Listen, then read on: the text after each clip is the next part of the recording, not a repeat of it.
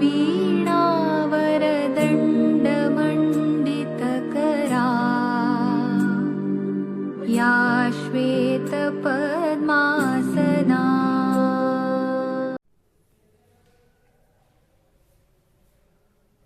नमस्ते। આપણું કાવ્ય 13 से શરૂઆત કરીએ। ગુજરાતી ધોરણ 8 ની અંદર શરૂઆત કરી કાવ્યના કવિ હર્ષ બ્રહ્મભટ્ટ અને કાવ્યનો પ્રકાર છે ગઝલ છે। શરૂઆત કરીએ કાવ્યની અંદર આપણે કવિશ્રીનો ટૂંકમાં પરિચય જોઈએ તો એમનું મૂળ નામ હર્ષ પાયલા બ્રહ્મભટ્ટ છે। પોતે મહેસાણાના વતની છે અને અત્યારે હાલ એટલે કે સરકારના સામાન્ય વિભાગ વહીવટી વિભાગથી ચાલે છે એના અધિક સચિવ તરીકેનું અત્યારે અધિકારી કરી રહ્યા છે। પોતે આધુનિક ગઝલકારની ભૂમિકાવાળી છે। એમને 2010 ની અંદર ઉર્દુ સાહિત્ય ગૌરવ પુરસ્કાર મળે છે। 2009 ની અંદર મૌલવી મહેફિલ માટેનો સાહિત્ય પુરસ્કાર મળે છે। સાથે સાથે 2010 ની અંદર સાહિત્ય એવોર્ડથી પણ પોતે સન્માનિત થયેલા છે। આ કાવ્યની અંદર કવિ હર્ષ વાડીલાલ બ્રહ્મભટ્ટ એ પોતે એક આગવી શૈલીની અંદર ગઝલકાર તરીકેની નામના પ્રતિમેળવી છે। હવે આપણને એવું થાય કે ગઝલ એ શું છે, તો ગઝલ એક ફારસી કાવ્ય પ્રકાર છે। ફારસી કાવ્ય પ્રકાર, ફારસી ભાષા આવે અને એ ફારસી ભાષાની અંદર એક ગઝલ એ ફારસી ભાષાની અંદર જે કાવ્યો હોય એ કાવ્યનો એક પ્રકાર એટલે કે ગઝલ। ગઝલનો અર્થ શું થાય એટલે કે પ્રિયતમા સાથેનું ગુપ્તગુ, એનો અર્થ એવો થાય।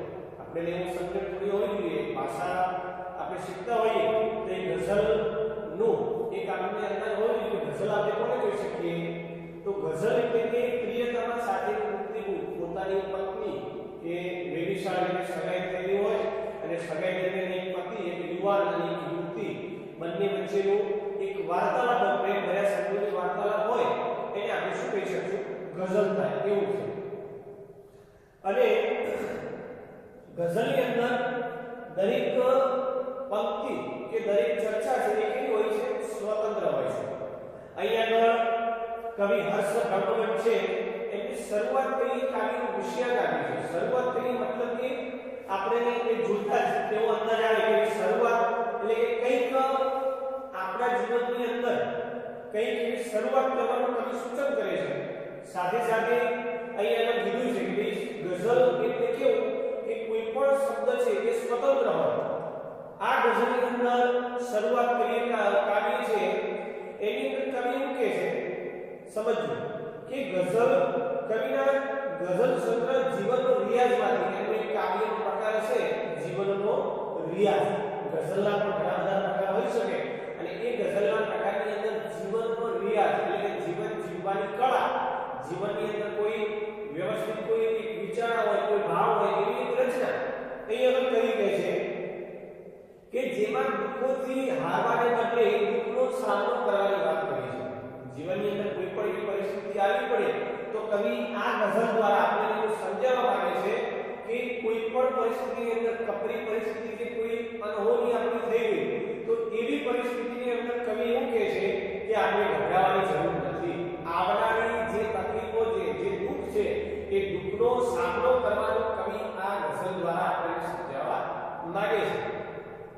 સાથે સાથે કવિ એવું પણ કહે છે કે એ દુઃખોથી હારવાનું નથી, એ દુઃખોથી આપણે એકદમ માર થઈ જવું, હારી જવું નહીં, પણ એ દુઃખોનો સંઘર્ષપૂર્વક આપણે જો સામનો કરીએ તો આ જે દુઃખ છે તો કવિ કહે છે કે કાલે સુખ ચોક્કસ આવવાનું છે। બહારની સુંદરતાની સાથે આંતરિક સૌંદર્ય પણ ખીલવું જોઈએ એટલું જ જરૂરી છે। આપણે જે મળ્યું છે તેને અનુકૂળ થઈ ઘર, નગર અને જગતને કંઈક કરવું જોઈએ। કવિ શું કહે છે કે આપણે કુદરતે આપણને જે ઘરની અંદર જન્મ આપ્યો છે એ ઘરની પરિસ્થિતિ અને એ ઘરના વાતાવરણથી અનુકૂળ થઈ અને આપણે આપણું જીવન છે એ મહેકાવવું જોઈએ। અત્યારની પરિસ્થિતિની અંદર વર્તમાન પરિસ્થિતિ અત્યારે એવી છે દરેક સમાજની અંદર કે ભાઈ કોઈ પણ પરિસ્થિતિ હોય કે ન હોય કે ભાઈ મારે કે ભાઈ આ વસ્તુ આપણા ખર્ચ કરતા પણ વધારે લોકો અત્યારે ખર્ચ કરતા હોય છે। બાજુમાં બહાર ગયો છે તો કે ભાઈ મારે બહાર જવું છે, બાજુમાં બાઈક લાવ્યો છે તો ભાઈ મારે બાઈક લાવ્યો। કવિ આ કાવ્યની અંદર એવું કહેવામાં આવ્યું છે કે જીવનની અંદર કોઈ પણ એવી પરિસ્થિતિ આવી જાય, જીવનની અંદર કોઈ એવું દુઃખ આવી પડે તો એ દુઃખની અંદર આપણે સંઘર્ષપૂર્વક સામનો કરવો જોઈએ. સાથે સાથે કવિ આપણને આ કાવ્યમાં એવું પણ સમજાવ્યું છે કે જીવનની અંદર આપણને ભગવાને જેટલું અર્પણ કર્યું છે એટલાનો ઉપયોગ કરી અને આપણા ખર્ચ કરતા પણ વધારે ખર્ચ કરીને પણ આપણું ઘર નગર એ મહેકાવાનું કહે છે. આપણે જેટલું ભગવાને આપ્યું છે એનાથી જ ચલાવવાનું છે, એ જ આપણું જીવન છે, ન તો એનાથી કોઈ વિશેષ કાર્ય કરવાની કવિ આ કાર્યમાં આપણને ના પાડે છે. એટલું જ સાથે સાથે તેમજ આવતીકાલને બનાવવાની શરૂઆત કરવાનું કવિ કહે છે કે આપણી જે ભવિષ્યની આવતીકાલ છે, આપણે ચલો આજે આવું થઈ ગયું, આમ થઈ ગયું, આવું થઈ ગયું, તો કવિ શું કહે છે કે આવતી જે કાળ છે, આપણું ભવિષ્ય આપણું છે, ભૂતકાળ તો ભલે ગયો, વર્તમાનમાં ભલે ગયું લીધું, પણ વર્તમાન નહીં પણ આપણું ભવિષ્ય જે આવવાનું છે, આવતીકાલ આવવાનું છે, એ આવતીકાલની અંદર આપણે એવું કંઈક કાર્ય કરીએ જેથી આપણે આપણું ઘરને સજાવી શકીએ, આપણું નગર, આપણું મહેલ, આપણે એવું કાર્ય કરીએ. તો કવિ હર્ષભટ્ટ પણ આ ગઝલની અંદર આપણને જીવનની અંદર એક ઉપયોગી એવું જીવન પાઠ પણ પૂરું પાડે છે. સાથે સાથે આવનારી સૌ ખુશીની એક નવી શરૂઆતની હર વખત શું વાત થઈ જાવ, મતલબ કે હર વખત કોઈ પણ એક પરિસ્થિતિ આવી પડે તો દુઃખથી નિરાશ થવાની જરૂર નથી. કવિ દુઃખથી નિરાશ થવાની જરૂર નથી. બહારથી આપણું જે સ્વચ્છ છોડ્યું દેખાય છે, મારું વ્યક્તિત્વ અત્યારે આવું છે, અંદરથી મારા અંદર એક નવું પાપ ભરી છે, જીવનની અંદર એ ભગવાન આપણી સામે જોઈ રહ્યા છે. તો કવિ આ કાવ્યની અંદર આપણે એટલું જ સમજાવે છે, શરૂઆત કરીએ કાવ્યમાં કે જીવનની અંદર કોઈ પણ એવી પરિસ્થિતિ આવી પડે, જીવનની અંદર કોઈ દુઃખો આવી પડે તો એ દુઃખોની અંદર હારવાને બદલે આપણે એક બહાદુરીપૂર્વક એનો સામનો કરવાનો કહે છે. હવે આની સાથે સાથે કાવ્યનું ગાન પણ તમને મૂકીશ, એ થોડું સાંભળજો અને કાવ્યની પણ થોડી એવી સારી તૈયારી તમે ઘરેથી કરજો. આપણું આજનું કાર્ય કયું કે કવિશ્રીનો પરિચય લખવાનો અને આ કાવ્યનો ટૂંકમાં ભાવાર્થ તમારે ઘરેથી લખવાનો છે. જોઈ લો કે કાવ્યનો ટૂંકમાં ભાવાર્થ લખો ઘરેથી.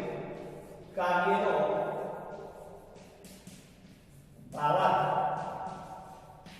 સાથે સાથે કવિશ્રીનો પરિચય અને શબ્દ સમૃદ્ધિ ઘરેથી આપણે લખવાની છે. આપણે બીજી વાર મળીશું આના ભાગ 2 ની અંદર, ત્યારે આપણે સ્વાધ્યાય તેમજ કાવ્યની સમજૂતી વિગતે આપણે જોઈશું. ત્યાં સુધી નમસ્કાર.